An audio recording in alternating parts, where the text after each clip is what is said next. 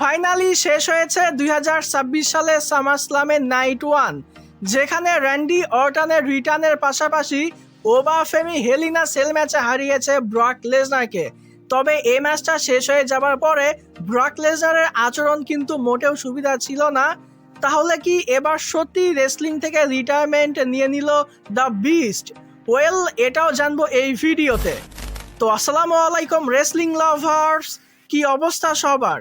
যেমনটা বললাম, শেষ হয়েছে 2026 সালে সামারস্লামের নাইট ওয়ান, আর এই ভিডিওতে এই শোটারই সম্পূর্ণ রিভিউ করব।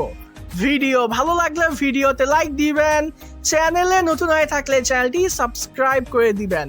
ওয়েল, সামারস্লামের নাইট ওয়ানের প্রথম ম্যাচ হিসেবে আমরা উইমেন্স ওয়ার্ল্ড চ্যাম্পিয়নশিপের জন্য লিভ মর্গান এবং ইও স্কাইয়ের মধ্যে ম্যাচ দেখতে পাই। বেশ ভালো একটা ম্যাচ ছিল। তো ম্যাচের শুরুতেই ইও স্কাই চাই মূলত লিভ মর্গানের উপরে কন্ট্রোল নিতে, তবে সে কিন্তু সাকসেসফুল হয় না। উল্টো এখানে লিভ মর্গান কিন্তু ইও স্কাইয়ের উপরে ডমিনেট করে এবং শুরুতেই তার কাছ থেকে আমরা থ্রি অফ ইগো দেখতে পেয়েছি। তবে ইও স্কাইও কিন্তু এই ম্যাচের মধ্যে মিসাইল ড্রপ কিকের সঙ্গে ফাইট ব্যাক করে। তো ম্যাচের মধ্যে এমন একটা সিকোয়েন্স তৈরি হয়ে যায় যেখানে ইও স্কাই কিন্তু বেশ ভালো মতোই লিভ মর্গানের উপরে ডমিনেট করে, যার জন্য সেখানে রিং সাইডে চলে আসে জাজমেন্টে রক্সেন প্রেজ এবং রাকেল রড্রিগেজ। এই দুইজন এসে এখানে লিভ মর্গানকে বেশ ভালো মতোই ঝামেলা করে। তবে লিভ মর্গান কিন্তু এখানে খুব একটা বেশি পাত্তা দেয় না। উল্টো সেখানে কিন্তু সে জাজমেন্টের উপর একটা মুনসল্ট লাগিয়ে দেয়, আর এই মুনসল্টের পরে রাকেল রড্রিগেজ এবং রক্সেন প্রেস যে কোথায় হারিয়ে যায় আমি আর বলতে পারি না। তো যাই হোক, এরপর আমরা ইও স্কাইয়ের কাছ থেকে এই ম্যাচের মধ্যে স্প্যানিশ ফ্লাই দেখতে পেয়েছি। এমনকি সে লিভ মর্গানকে একটা অবলিভিয়নও লাগিয়েছে, মানে লিভ মর্গানের ফিনিশার এখানে ইও স্কাই লিভ মর্গানকেই লাগিয়ে দিয়েছে। তবে লিভ মর্গানও কিন্তু এই ম্যাচের মধ্যে ফাইট ব্যাক করে একটা ডেঞ্জারাস কোড ব্রেকারের সঙ্গে। এরপরে সে যায় মূলত একটা অবলিভিয়নের জন্য, তবে এটার কাউন্টার করে ইও স্কাই একটা জার্মান সুপ্লেক্স লাগিয়ে দেয়। এরপরে সে একটা মুনসল্ট হিট করে, তবে এটা কিন্তু পারফেক্টলি এক্সিকিউট হয় না। তো এরপরে লিভ মর্গান একটা অবলিভিয়নের জন্য যায়, তবে এটা মিস হয়। ইও স্কাই এটা কাউন্টার করে, তবে লিভ মর্গান এরপরে আরও একটা কোড ব্রেকার লাগিয়ে দেয় ইও স্কাইকে। দেন এরপরে সে ফাইনালি একটা অবলিভিয়ন লাগিয়ে পিন করে এই ম্যাচের মধ্যে হারিয়ে দিয়েছে ইও স্কাইকে। মানে সাকসেসফুলি লিভ মর্গান এখানে তার উইমেন্স ওয়ার্ল্ড চ্যাম্পিয়নশিপটা রিটেইন করে নেয়, এবং এর সঙ্গে আমার প্রেডিকশনটাও কিন্তু এখানে ভুল প্রমাণিত হয়। এরপর আমরা দ্বিতীয় ম্যাচ হিসেবে একটা 6 ম্যান ট্যাগ টিম ম্যাচ দেখতে পাই ব্লাড লাইন ভার্সেস সোলো সিকাওয়া, রয়েস্কিজ এবং এলএ নাইটের মধ্যে। তো এই যে 6 ম্যান ট্যাগ টিম ম্যাচ, এটা কিন্তু ভালো একটা ম্যাচ ছিল। ম্যাচের শুরুতেই আমরা জেউসো এবং সোলো সিকাওয়ার মধ্যে ফাইট দেখতে পাই, যেখানে জেউসো কিন্তু সোলো সিকাওয়াকে তার যে সিগনেচার পাঞ্চেসগুলো আছে এটা মারতে শুরু করে দেয়, এবং সে নাচাগানা করে ফাইনাল যখন কিক করতে যাবে এটার কাউন্টার করে সোলো সিকাওয়া এখানে ঠিক জেউসোর মতো করে জেউসোর স্টাইলে জেউসোকে মারে। এরপরে সে রান ইট ব্যাক করায়, মানে জেউসো যেরকম দ্বিতীয়বার মিউজিক বাজিয়ে ইট করে, ঠিক একই কাজ এখানে সোলো সিকাওয়া এই ম্যাচ চলাকালীন সময়ে এই ম্যাচের মধ্যে করেছে। জেউসোর মিউজিক বাজিয়ে সে ইট করেছে, আর এটা করার পরে অডিয়েন্সদের সোলো সিকাওয়ার প্রতি যে রিয়াকশনটা এটা কিন্তু অন্য রকমের ছিল। তো সোলো সিকাওয়ার যে ক্যারেক্টারটা এটা কিন্তু দিন দিন অনেক বেশি ইন্টারেস্টিং হয়ে উঠতেছে। পার্সোনালি আমি সোলো সিকাওয়াকে কিন্তু এখন অনেক বেশি এনজয় করতেছি। তো যাই হোক, এই ম্যাচের মধ্যে আবার জেকা ফাটু আসে। জেকা ফাটু সোলো সিকাওয়াকে একটা সামওয়ান ড্রপ লাগিয়ে দেয়। এরপরে জেকা ফাটু কিন্তু চট করে দাঁড়িয়ে গিয়ে সে এরপরে সোলো সিকাওয়াকে একটা পপ আপ সামওয়ান ড্রপ লাগিয়ে দেয়। দেন এই ম্যাচের মধ্যে রয়েস কিজ আসে, সে টপ ড্রপের উপর থেকে জিনুসকে একটা রয়েস কি যেন একটা পাওয়ার স্ল্যাম মারে, যেটা দেখতে কিন্তু বেশ ভালো লাগতেছিল। দেন এরপরে এই ম্যাচের মধ্যে আমরা জেউসের কাছ থেকে একটা স্পিয়ার দেখতে পাই, যেটা এলএ নাইটকে হিট করে। দেন এই ম্যাচের মধ্যে একটা মাল্টি মুভ সেগমেন্ট আসে, মানে সবাই বলা যায় যে একটা করে ফিনিশার এই ম্যাচের মধ্যে লাগিয়েছে, যেখানে প্রথমে আমরা এলএ নাইটের কাছ থেকে একটা মেগাপ্লেক্স দেখতে পাই, জেউসের কাছ থেকে একটা স্প্ল্যাশ দেখতে পাই, সোলো সিকাওয়ার কাছ থেকে স্পিনিং সোলো দেখতে পাই। দেন ডিডি লাগিয়ে দেয় জেকা ফাটু। এরপরে আমরা ফাইনালি রয়েস কিজের কাছ থেকে একটা স্পাইন বাস্টার দেখতে পেয়েছি। তো এই যে মাল্টি মুভ সেগমেন্টটা এটা কিন্তু পার্সোনালি আমার কাছে বেশ ভালো লেগেছে। তো শেষের দিকে গিয়ে এই ম্যাচের মধ্যে এমন একটা সিকোয়েন্স আসে যেখানে দ্য উসোস যায় মূলত এলএ নাইটকে একটা 1D এর জন্য, তবে পেছন থেকে সোলো সিকাওয়া জিমি উসোকে আটকে তাকে রূপের সঙ্গেই একটা স্যামন স্পাইক মেরে দেয়, যার পরে এলএ নাইট একটু অ্যাডভান্টেজ পেয়ে যায় এবং সে বিএফটি লাগিয়ে দেয় জে উসোকে, পিন করে তারা এই যে 6 ম্যান ট্যাগ টিম ম্যাচটা এটা জিতে যায়। তো দ্বিতীয়বারের মতো আমার আরও একটা প্রেডিকশন কিন্তু এখানে ভুল প্রমাণিত হয়। আমি বলেছিলাম যে ব্লাড লাইন এই 6 ম্যান ট্যাগ টিম ম্যাচটা জিতবে, তবে এই ম্যাচটা কিন্তু সোলো সিকাওয়া, রয়স্কিজ এবং এলএ নাইট জিতে যায়। এরপর আমরা তৃতীয় ম্যাচ হিসেবে গান্থার এবং নিকলডিসের মধ্যে একটা ম্যাচ দেখতে পাই। তো নিকলডিস এবং গান্থার ওয়াইজ এটা কিন্তু ডিসেন্ট একটা ম্যাচ ছিল। এই ম্যাচের শুরু থেকেই মূলত গান্থার নিকলডিসের উপরে অনেক বেশি ডমিনেট করার চেষ্টা করে এবং সে কিন্তু এটা করেও, এবং শুরুতেই টপের ওপরে সে যে নিকলডিসকে একটা চপ মেরেছে, তো এটা কিন্তু অনেক বেশি পাওয়ার ছিল, যার কারণে নিকলডিস একেবারে টপের ওপর থেকে নিচে পড়ে যায়। তো এই যে বিষয়টা, এটা কিন্তু আমার কাছে বেশ ভালো লেগেছে। দেন এরপর আমরা গান্থারের কাছ থেকে সাবমিশন মুভ দেখতে পাই, তবে নিকলডিস এটা কাউন্টার করে এবং তার কাছ থেকে আমরা এই ম্যাচের মধ্যে একটা সুপ্লেক্স দেখতে পাই, একটা পাওয়ার স্ল্যাম দেখতে পাই, এমনকি সে কিন্তু 2টা এলবো লাগিয়েছে গান্থারকে। দেন সে সাবমিশনেও কিন্তু গান্থারকে নিয়েছিল, তবে কোনো মতে কিন্তু গান্থার নিজেকে সেখান থেকে ছাড়িয়ে নেয়। দেন এরপরে আমরা গান্থারের কাছ থেকে একটা সুপ্লেক্স এবং একটা পাওয়ার বম দেখতে পাই, তবে নিকলডিস কিন্তু এরপরে কিক আউট করে, যার জন্য ম্যাচটা কন্টিনিউ হয়, যার জন্য শেষে গিয়ে গান্থার নিজের ফাইনাল অস্ত্র বের করে এবং সে সাবমিশনে নিয়ে নেয় নিকলডিসকে, যার পরে নিকলডিসের আর কোনো জবাব থাকে না, নিকলডিস এখানে ট্যাপ আউট করে, যার জন্য এই ম্যাচটা জিতে যায় গান্থার। তো ফাইনালি কিন্তু আমার প্রেডিকশনটা এখানে সঠিক হয়েছে। আমি বলেছিলাম যে এই ম্যাচটা গান্থার জিতবে, তো ফাইনালি কিন্তু গান্থার এই ম্যাচটা জিতে নেয়। আর এই ম্যাচটা শেষ হয়ে যাওয়ার পরে নিকলডিস এখানে এমন একটা মোমেন্ট তৈরি করেছিল যে ডাব্লিউডাব্লিউইতে তার ডেবিউয়ের দিনেই কিন্তু তার রিটায়ারমেন্ট হয়ে যায়। এরপর আমরা 4 নাম্বার ম্যাচ হিসেবে একটা 6 ওমেন ট্যাগ টিম ম্যাচ দেখতে পাই, ফেটাল ইনফ্লুয়েন্স ভার্সেস বেলা টুইন্স এবং পেইজের মধ্যে। তো এই ম্যাচটা কিন্তু পার্সোনালি আমার কাছে মোটেও ভালো লাগেনি, কারণ এটা ভালো ম্যাচ ছিল না। এই ম্যাচটা কখন শুরু হলো আর কখন শেষ হলো আমি কিন্তু বুঝতে পারলাম না। এই ম্যাচের শুরুতে ব্রিবেলা মূলত ইএস কিক দিয়ে, মানে এই ম্যাচটা ব্রিবেলা মূলত ইএস কিক দিয়ে শুরু করে, এরপরে সবার মধ্যে আমরা হালকা করে ফাইট দেখতে পাই। দেন জেসি জেন্স পেইজকে একটা ক্লোজ লাইন মতো মারে, পিন করে, এবং এই ম্যাচটা ফেটাল ইনফ্লুয়েন্স জিতে যায়। ঠিক এক্স্যাক্টলি এরকমই ম্যাচটা হয়েছে, মানে এখানে প্রপার কোনো ফিনিশারও কিন্তু জেসি জেন্স পেজকে লাগায়নি, একটা ক্লোজ লাইন মতো মারে এবং সে পিন করে এই ম্যাচটা জিতে যায়। মানে এই বিষয়টা পার্সোনালি আমার কাছে একেবারে ফালতু লেগেছে। তবে এই ম্যাচটা শেষ হয়ে যাওয়ার পরে বেলা টুইন্সে কিন্তু হিল টার্ন হয়েছে, তারা কিন্তু পেজের ওপরে অ্যাটাক করেছে, যেমনটা আমি প্রেডিকশন ভিডিওতে বলেছিলাম যে এই ম্যাচটা যদি বেলা টুইন্স এবং পেজ হেরে যায় তাহলে কিন্তু এখানে বেলা টুইন্সের হিল টার্ন হতে পারে, এবং সেটাই কিন্তু এখানে হয়েছে। এরপর আমরা 5 নাম্বার ম্যাচ হিসেবে সিএম পাঙ্ক এবং কডি রুডসের মধ্যে আনডিসপিউটেড চ্যাম্পিয়নশিপের জন্য ম্যাচ দেখতে পাই।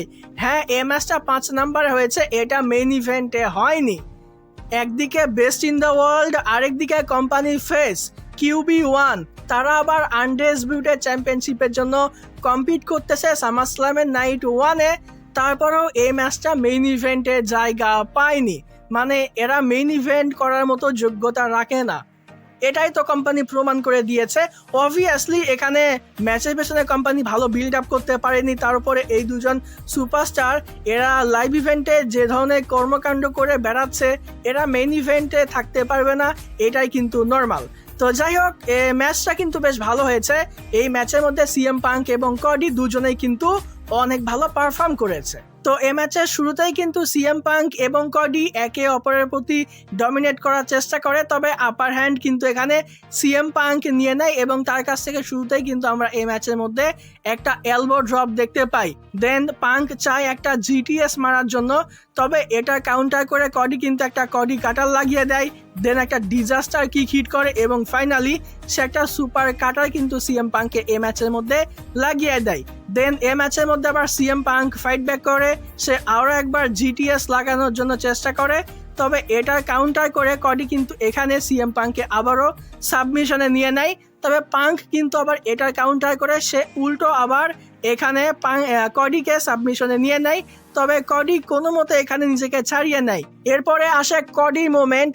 তো কডি এখানে পাঙ্ককে কাঁধে উঠিয়ে মানে ঘূর্ণির মতো ঘুরতে শুরু করে। মানে এখানে কি যে করতেছে এই বিষয়টা আমি কীভাবে এক্সপ্লেন করবো আমি ঠিক বুঝতেছি না। মানে কডি এখানে পাঙ্ককে কাঁধে উঠিয়ে সে ঘুরতেছিল, হয়তোবা সে একটা অ্যালবাম আসলাম লাগানোর চেষ্টা করেছে, তবে এটা কিন্তু সে পারফেক্টলি এক্সিকিউট করতে পারে না বা এটা কিন্তু সাকসেসফুলি হিট হয় না। দেন পাঙ্ক এরপর আবারও কডিকে সাবমিশনে নেয়, তবে কডি এখান থেকে ফাইট ব্যাক করে নিজেকে ছাড়িয়ে নিয়ে সে কিন্তু পাঙ্কে একটা ক্রস রুটস লাগিয়ে দিয়েছে। দেন এরপর আমরা একটা পাঙ্কের কাছ থেকে মুনসল্ট দেখতে পাই। এটা কেমন মুনসল্ট ছিল যারা এই ম্যাচটা দেখেছে তারাই কিন্তু বুঝতে পারবে। তো পাঙ্ক এরপর একটা জিটিএস লাগায়, দ্বিতীয়বারের মতো আরও একটা জিটিএস লাগায়, তবে কডি কিন্তু এখানে রোপ ধরে ফেলে, যার জন্য এখানে পিনিংটা ব্রেক হয়ে যায়, ম্যাচটা কন্টিনিউ হয়। দেন আমরা এই ম্যাচের মধ্যে একটা এলবো ড্রপ দেখতে পাই পাঙ্কের কাছ থেকে, যেটা কিন্তু কমেন্ট্রি টেবিলের ওপরে ছিল। তবে বিষয়টা হলো এই যে এলবো ড্রপ যেটা, এটা কিন্তু পাঙ্ক একা একাই পারফর্ম করেছে, কারণ পাঙ্ক যখন এলবো ড্রপ হিট করে সেই সময় কডি কিন্তু টেবিলের ওপর থেকে সরে যায়।